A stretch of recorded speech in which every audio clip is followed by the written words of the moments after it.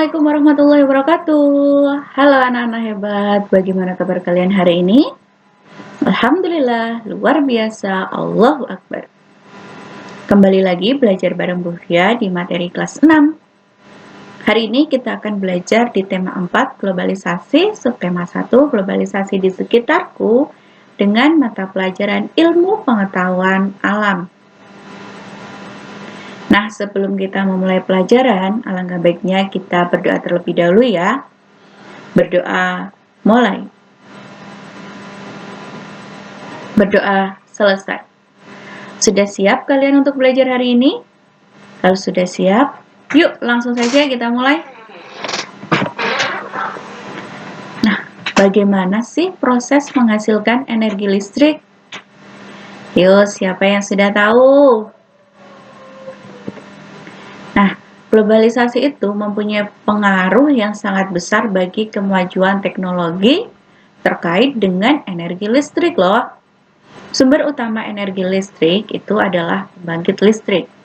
Contoh pembangkit listrik adalah pembangkit listrik tenaga air atau PLTA. Nah, seperti yang ada di gambar itu adalah salah satu contoh dari PLTA. Adanya listrik mendorong manusia untuk menemukan alat-alat berteknologi canggih guna membantu memudahkan pekerjaan manusia. Setiap hari kita tidak pernah lepas dari segala sesuatu yang berhubungan dengan listrik. Semua alat-alat listrik yang kita gunakan sekarang tidak akan ada jika ada orang yang menemukan listrik.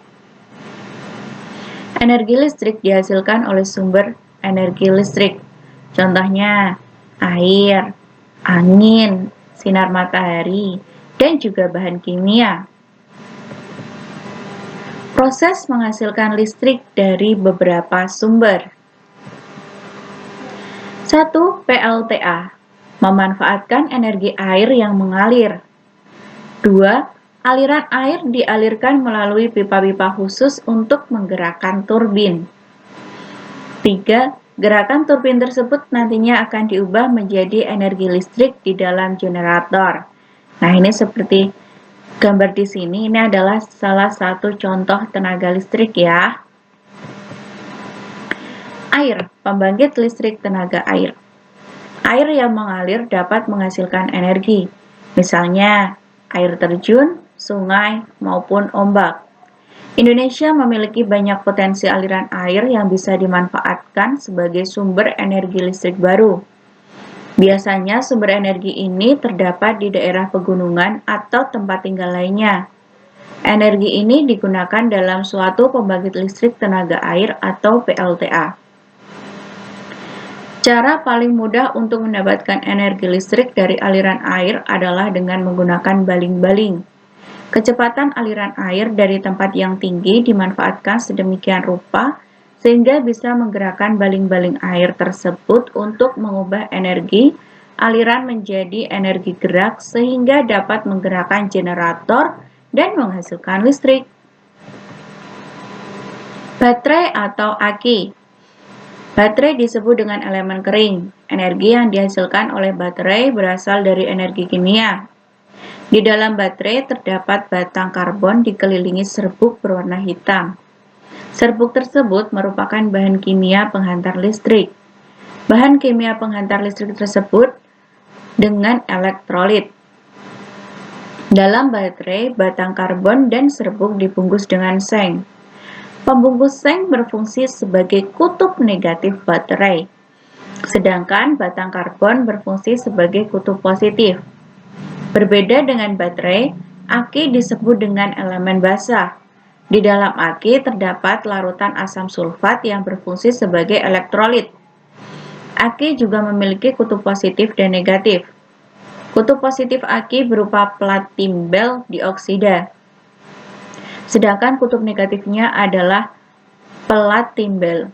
Dalam menghasilkan energi listrik, kedua pelat tersebut bereaksi dengan larutan asam sulfat. Energi listrik aki jauh lebih besar daripada baterai. Nah, di sebelah kanan ini sudah ada contoh dari aki ya. Aki itu merupakan elemen basah.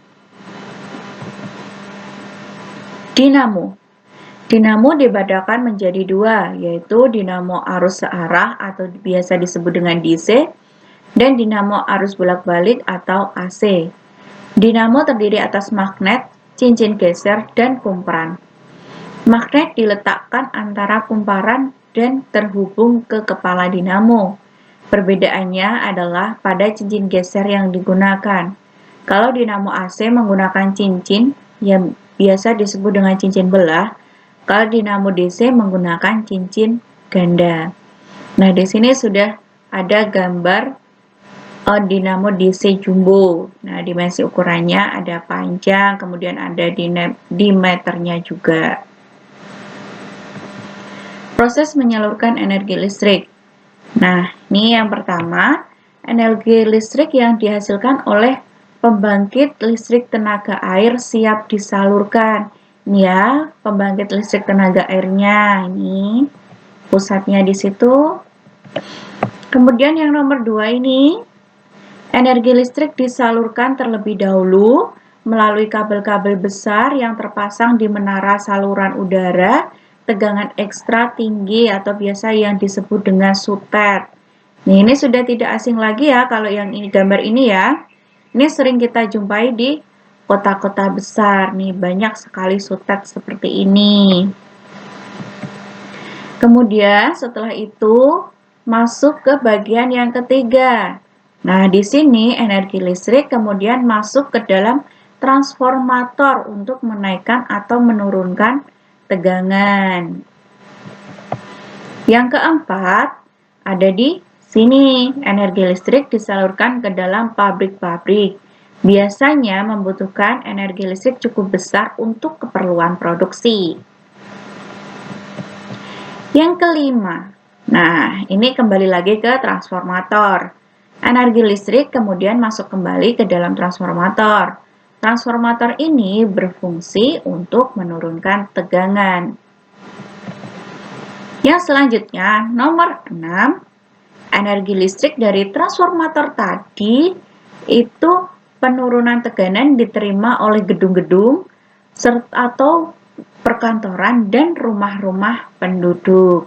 Nah, itu adalah bagaimana cara listrik bisa mengalir sampai ke rumah-rumah kalian. Nah, Nana, itu tadi pembelajaran kita hari ini tentang energi listrik. Cukup sekian pembelajaran kita hari ini. Sampai jumpa di pembelajaran selanjutnya.